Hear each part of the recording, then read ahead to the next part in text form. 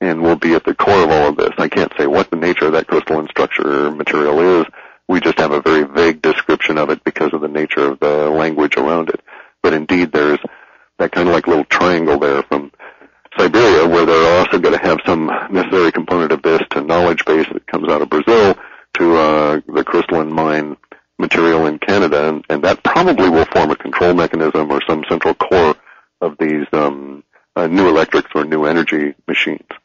Okay. One other question we've had from our viewers is they're asking for you to elaborate on what they call the female power collective. What is that? This is an interesting thing that's been building for a number of years. It was difficult for us to interpret because it's a very primal kind of an archetype, and for a long time I thought I was just getting it confused with the references to the Aquarian age and the feminine archetype that comes from that. But then after a while it started separating within our data, so I knew I was dealing with an actual manifesting set of circumstances. And so we started calling it the female power collective, for lack of any other descriptor for it. Basically what the data is suggesting is that the whole of society will be, at a planetary level, will be topsy-turvy from a male viewpoint, in that the collective decision-making, let's put it that way, of the planet as a whole will be led by, and probably to a certain extent controlled or guided by, feminine input. Now, we're starting to see some of that at a social level, and by that I mean that within the United States, in this particular recession, depression, whatever you want to call it, we're seeing that males are the ones that are taking the brunt of the unemployment, and females, by and large, are not getting as laid off as rapidly. And in fact, it's left us with a situation where more than half of the workforce now is female. And so already we're starting to shift into a feminine collective for decision making. And this is bound to have an amplifying effect as we go forward. But there's also something in our data that suggests it's going to have a very rapid growth from some kind of external situation that I can't really describe, because the level of, we probably don't have the words modeled correctly to get an appropriate viewpoint from it. But nonetheless, it appears that over the course of the next 4 or 5 years, if you think of the previous 100 or 200 or 300 years as being the male-dominated centuries, we're about to have that reverse. We're going to go into a transition period that will ultimately lead to feminine-dominated social structure. How will that, do you have any more detail on how that would actually manifest itself in day-to-day life? Or? Well, as part of the reorganization after the nasty part of the revolution stuff over the next few years, and the disruption of the global infrastructure due to the earth changes that we're all going through, that we're all undergoing, the data suggests that our SOCs, our self-organizing collectives, will be by and large centered around individual women who will then join up in a neural network fashion into cells of larger and larger SOCs. And so it will be the sort of the order of the old Cherokee Nation form of organization around a tribal collective, only in this case much of the center of that tribal collective will be female in nature. I'll tell you what's kind of interesting about that is there's one forum that I read once in a while called the treeofliberty.com, and now that you are talking about the female power collective, it is a lot of the members on that particular forum are female. I don't know if that... Yeah, exactly. See, that's expressing that archetype at another level, because archetypes are extremely powerful here. That's why it's very difficult sometimes for us to get the appropriate word to get the idea across, because an archetype will be felt at a personal level. You'll see it at your local social level, probably, because you'll notice over this next little bit of time that almost all of your local politicians are feminine or female, and so on and so on. You'll start seeing this aspect appear over and over and over again. And then it'll gradually work it up to where we're dealing with it at a planetary level. Does this mean that Sarah Palin is going to become a hero of the new era? Or Well, I don't comment on individual personalities. Right. Because usually we don't get anything other than hot language around those personalities, in the sense that you either hate them or don't. And so it's kind of there's no nuance. It's too black and white for us to make a distinction in. Right. But nonetheless, it does. Actually, I would suggest no, because she was adapted to the male hierarchical structure, and the feminine SOC order here, the self-organizing collective, will be a different form. It won't be this mass movement as we understand politics today. Okay. We had another question from a viewer. It says, what are some of the more bizarre linguistics or linguistic patterns that you've come across here recently? Well, we get some really strange ones. We had, for instance, in a previous report, I think in issue number 1, we had this thing about cousin Alexei. There's linguistics describing at a detail level some kind of upset, social upset relative to weather conditions and maybe even warfare or something going on. It may relate to even the central U.S. or the central European area or Central Asia. It's in that latitude area, but we don't know for sure what part of the planet. And within that, it suggests that there'll be video crews out there doing what video crews do, which is to, photograph everything and present reports. And they'll happen to stop and interview this fellow, and then he goes on his way. And then later on, when they look at that video, they'll be astounded because it'll show that he's not human as we understand it, that he looked human more or less, perhaps at the extreme edge of some level of what we might consider to be human here on the planet. But the video somehow will capture elements that suggest that this fellow is a humanoid cousin of ours who just happens to be here. And then it'll send off a big scramble as everybody tries to hunt him, and they won't find him again. So that was an interesting bit of stuff. Another really curious thing that we've gotten recently we've called brain creases. And it comes from the German word for crop circle. Germans call the crop circles corn creases because the corn or the crop is creased. It's not broken or bent. It's just sort of folded over. And what we're saying is that maybe, just maybe, the next order of crop circle will be imprinted directly into human brains, and that people will just be impacted, maybe tens of thousands or so.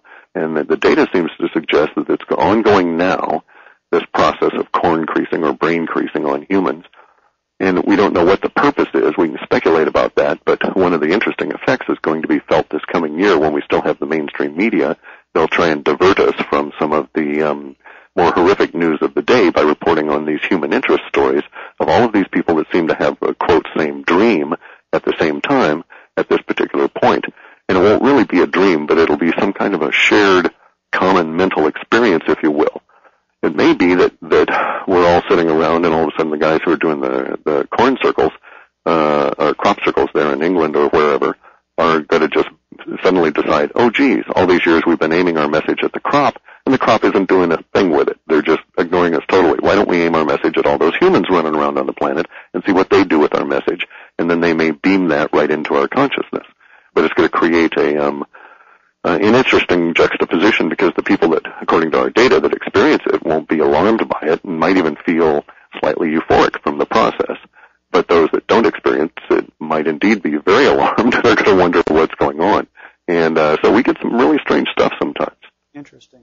Hey, we need to go to a brief commercial break, and then we'll come back with Clif High on cpnlive.com. All right, we're back again live here. I'm Tom Brush. We've got our guest, Clif High. This is cpnlive.com. Clif, one thing I wanted to touch on, and this is right up front in your report, it's called the Disclaimer of the Extremes. Could you explain what that means? When I first started doing this work, I knew I needed to have the ability to tag emotional components to words, so I set out and built a numeric scale. And as one might suspect, if you're given a lexicon of several 100,000 words, it's easier to identify words that go towards extreme emotions and be able to quantify that. In other words, it's easier to say, oh yeah, fear is certainly a negative 10, and joy is a positive 10, or bliss is a positive 10. But it becomes more difficult when you get down into shaded emotions. Frightened, is frightened a 4, or is it a 6, or whatever, or -4 or -6, depending on how you want to think of the scale. And so, because it was easier to assign emotional quantifiers to extreme emotions, we have a tendency to concentrate, so to speak, as an artifact of our processing on those extremes and draw in more of those. So basically, you can look at our reports as being a worst-case kind of scenario, that if you can see it described in our reports, it probably won't happen 100% that way, but some of the language we've described to some degree will actually show up in describing the events that will come out of it. And hopefully what we've done is capture the far end of the extreme that won't really materialize. It'll just be somewhere between where we are now and that far end of the extreme range. So based on it, and that makes common sense, and I think it's important for the listeners and the viewers to understand that. And and hopefully they'll order your report and read it. How do you, let's say you're just the average person, you're hearing this now for the first time, what would you suggest that a person do to prepare for what you see coming here shortly?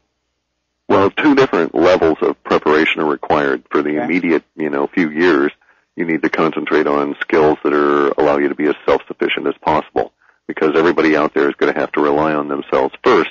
You're also going to need to spread those skills around if you can, because everybody's going to need a lot of help. And it's, common sense. Can food if you've got excess food around. Figure out how to dry it to save it if you've got that ability. Whatever we can use in the way of resources, figure out a way to put them to use or store them for future use, because we're in a world of hurt, especially relative to the food supply. We've had 8 years now of a decreasing grain production globally.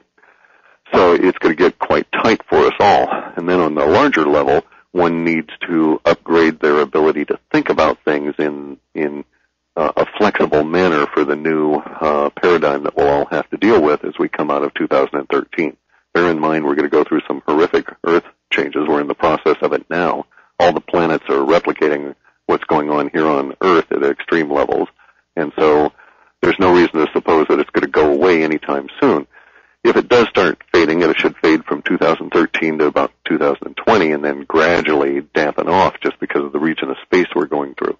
But it will require the ability to be flexible in your thinking to decide, nope, it looks like it's going to rain for another 2 solid months, so maybe I'd better, plant my garden inside my garage this year and grow them with lights or something. I don't know. It's going to depend on your individual circumstances, but the ability to be flexible in your viewpoint will certainly aid. It makes a lot of sense. Clif, if people want to get this report, how do they go about doing that? You can go to halfpasthuman.com and you can purchase it via PayPal right off the site. We only deliver the report in an electronic form. It's just too big for us to print out and mail to people. But if you wanted to mail us a check with your email address, then we'll send back the report via email once we've received your check. And it costs $10, and it gives you a good perspective on what to look forward to, and at least will open up your mind to potential that might emerge around you. And unfortunately, we've been reasonably accurate in the past. I like to say that we're about twice as good as what chance would allow, which still means we're wrong about half the time, but unfortunately about half the time we're correct. Okay. So that's halfpasthuman.com, and we urge our viewers to go out and get the report. $10 is a pretty reasonable price for the amount of information you're getting. It's about 50 pages, and we've certainly purchased it here and have enjoyed reading it, and I think that it has helped me in a couple situations where if I was kind of on the fence about whether or not to take some preparatory steps, it's helped to urge me to move forward sooner rather than later. So it is a good motivation package because you see those words appearing, and anything that's in the little square brackets are words we're actually pulling out of the data. And when you see them, it's like, oh yeah, maybe I'd better go and get that extra case of olive oil or whatever. Yeah. Sure. Now the report comes out periodically. When do you anticipate doing the next one? We should have the next one out by the 21st of December. Takes us about anywhere from 18 to 20 days just to do the data gathering, and we'll turn that data gathering on in the first part of November. We're in our decompress mode, and we're tuning up the lexicon during this period. So about the 21st of November, December, we should have the next report out. Great.